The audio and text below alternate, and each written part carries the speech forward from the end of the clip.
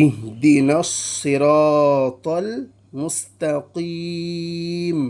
নুনের সঙ্গে সদটা যুক্ত হবে, যেহেতু সদটা হরফে মুস্তালিয়া কিংবা মোটা অক্ষর, অতএব সদকে সর্বদা মোটা করে পড়তে হবে।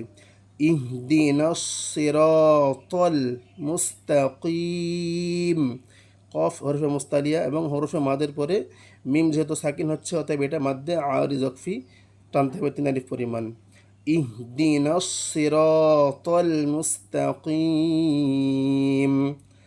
সিরাতাল্লাযীনা আনআমতা। আনআমতা, এখানে লক্ষ্য রাখতে হবে যেন নুন এবং মিমটা কলকলা না হয়ে যায়।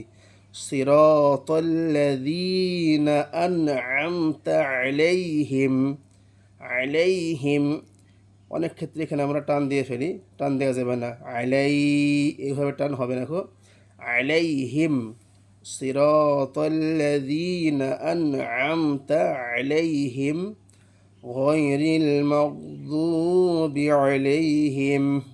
গায়রিল মাগ, গয়েন কিন্তু কলকলার অক্ষর না, এক্ষেত্রেও আমরা অনেকে কি ভুল করি, গয়েনটাকে কলকলা করে ফেলি, যার জন্য এটা খুব সাবধানে পড়তে হবে।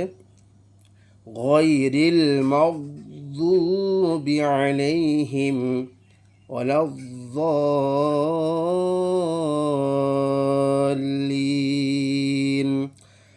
গায়রিল মাগদুবি আলাইহিম ওয়ালাদ-দাল্লিন। সিরাতাল্লাযীনা আন'আমতা আলাইহিম গায়রিল মাগদুবি আলাইহিম ওয়ালাদ-দাল্লিন।